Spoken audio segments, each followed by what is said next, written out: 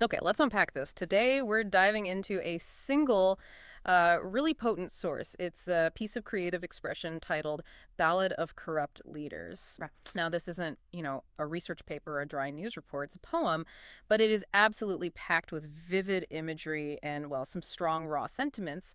Our mission for this deep dive is really to explore the specific accusations, the evocative language, and the emotional core of this ballad. We'll examine what it says about the nature of these leaders. It describes the actions it attributes to them and that profound longing for change you feel in the verses. Yeah, what's really fascinating here is how a creative work like this ballad can just distill such a complex range of frustrations, and observations into a form that's not just concise, but genuinely impactful.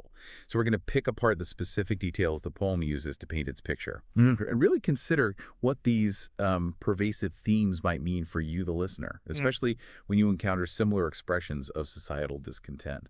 Which brings up a key question, I think. Yeah. What can we learn about a perspective just by looking at how it chooses to express itself? Right. So we'll go through the verses, the choruses, pulling out the surprising connections and, those powerful metaphors. By the end, you should have a really clear sense of the world this ballad describes and maybe why it hits so hard for some. So let's maybe set the scene with the ballad's very first verse. It immediately introduces these figures with a pretty striking image. A gang of clowns in suits, crooked minds, and polished boots.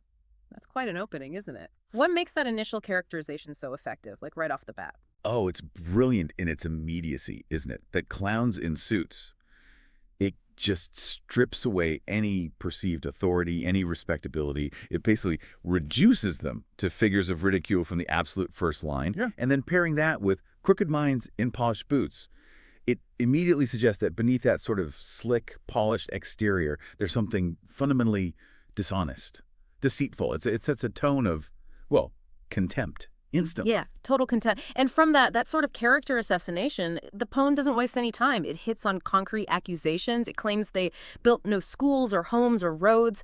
Now, this isn't just a grievance, is it? It feels like an attack on the very idea of leadership, the social contract. Absolutely. That line strikes right at the fundamental responsibility of, well, any government, Yeah. providing for the public good.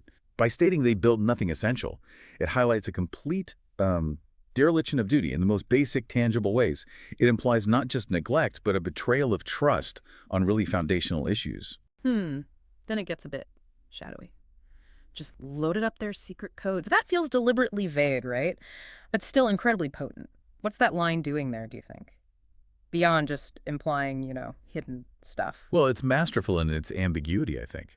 The poem doesn't spell out the crime, which is clever, but by hinting at these hidden codes, it taps into that fundamental anxiety about what goes on behind closed doors. It makes the perceived corruption feel even more pervasive because it's untraceable almost, conspiratorial. That hits differently than a direct, itemized list of accusations. It kind of fosters a sense of helplessness against something unseen. Right, that makes sense. And that leads us straight into the more overt accusations, doesn't it? The poem really doesn't pull any punches here.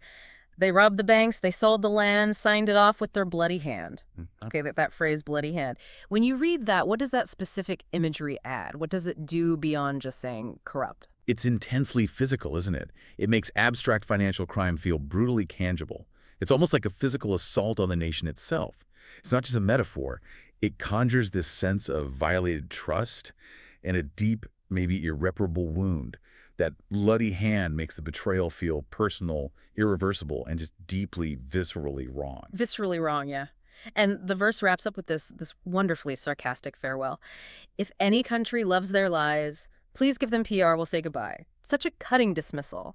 But there's maybe a hint of just exhaustion in it, too. Oh, certainly. It's a firm, almost fed-up invitation for someone else to deal with them. Like, take them, please. Yeah. It implies the speaker, and maybe the community the ballad represents, has just reached the absolute end of their patience. And Yeah. the give them PR bit, that's a final jab, isn't it? Suggesting these leaders are all about appearances, all deception, even as they're being kicked out. And that sentiment, wanting them gone now, comes through even stronger in the first chorus. That repeated plea, take them if you want, oh, take them far away. There's a real urgency there, desperation almost. It really hammers home that feeling of absolute exhaustion. And it's a non-negotiable demand for their absence. Send a jet or ship today, we won't beg them to stay. Yeah. That isn't just wishing them gone, it's making it crystal clear there's zero room for negotiation. No pleas for them to stay. It's like a collective declaration. They're beyond redemption. They just need to leave. Immediately. Okay. And the chorus keeps piling on specific criticisms, too. It labels them gold diggers and ties and coats and maybe even more damningly, masters of fake ballot votes. So it's not just about taking money, is it? It's how they get it. Precisely. Those lines brilliantly connect their personal enrichment being gold diggers directly with subverting the democratic process itself. It implies their wealth isn't just from general theft, but from actually undermining the integrity of the system through, fraudulent elections. It's a direct attack on the core of their legitimacy. Wow. Okay, so as the poem moves into verse 2, we see the alleged corrupt acts. They seem to shift or expand in nature. It starts with a really disturbing claim. They made fake cures with salty lies. No. That immediately hits at public trust, public well-being, suggests a direct harm to people's health. Yeah, this is where the grievances start branching out, isn't it? From just financial theft to other equally devastating kinds of societal damage. And the poem immediately links this deceit to widespread economic hardship, while prices shot up to the skies. This paints a picture where the leader's actions directly cause suffering, impoverishment for ordinary people, not abstractly, but in their everyday lives. And the corruption goes right to the heart of governance itself, doesn't it? Cabinets full of jokers bold, wrote new laws just to hide their gold. So this isn't just about breaking laws anymore. It's about twisting the legal system to serve them. Exactly. It speaks to a really profound abuse of power, where the very instruments of the state, the legal frameworks meant to protect citizens, are manipulated for personal gain. It's a distortion of justice. Suggests a systemic breakdown, not just a few bad apples. And then the ballad draws this incredibly stark, really painful contrast. They got rich from waves and war, while the poor just starved some more. That line about profiting from waves and war, that's particularly chilling, isn't it? It suggests benefiting from chaos, from suffering. It's a powerful indictment. It emphasizes that widening gap between rich and poor. And it highlights the perceived moral bankruptcy of those who gain from suffering. Waves and war could mean profiting from natural disasters or human conflict, implying a deliberate exploitation of national crises for personal gain. It's a deep moral condemnation. Definitely. And finally, it talks about their public persona versus their true nature. In courts, they speak in English tones, but they're rotten to the bones. This suggests that veneer of respectability, maybe sophistication, but it's masking this deep inherent corruption. It's such a powerful image because it undermines everything, doesn't it? The outward appearance of propriety, maybe even eloquence or being internationally savvy. It's completely negated by this inner decay. And rotten to the bones implies that corruption isn't superficial. It's not easily fixed. It's fundamental, deeply ingrained, almost beyond repair. Yeah, rotten to the bones leaves no room for doubt. The desperation really seems to deepen in the second course then, with those increasingly stark destinations proposed for these leaders. To desert camps or ocean bays, we don't care, hooray, that hooray there. It feels less like joy and more like a sigh of grim relief, right? Oh, absolutely. It's a dark cheer, a kind of grim determination, not genuine happiness. Yeah. It signifies that the where is utterly irrelevant. The only thing that matters is their removal, no matter how remote or harsh the location might be. It's just this cathartic good riddance, but disguised as a cheer. Got it. And the critique extends directly to the institutions meant to uphold justice, right there in that chorus. Lawyers who can't read the law, ministers breaking every claw. That's a pretty scathing assessment of the rule of law itself. It absolutely is. It points to a perceived impunity, doesn't it? Where those meant to enforce and uphold the law are seen as disregarding it themselves or being complicit, breaking every claw. That suggests a systematic dismantling of checks and balances, implying a collapse of legal integrity that goes way beyond just the leaders, infecting the whole system of governance. Okay, now let's turn to the bridge. This section offers broader, almost more abstract labels for the corrupt. It calls them bombers, scammers, fake reformers. These are powerful, sweeping terms. What's the impact of grouping these diverse labels like that? Well, these labels are incredibly efficient, aren't they? They just encapsulate a whole range of destructive and deceitful behaviors in, 3 words? Bombers implies direct, maybe even violent harm.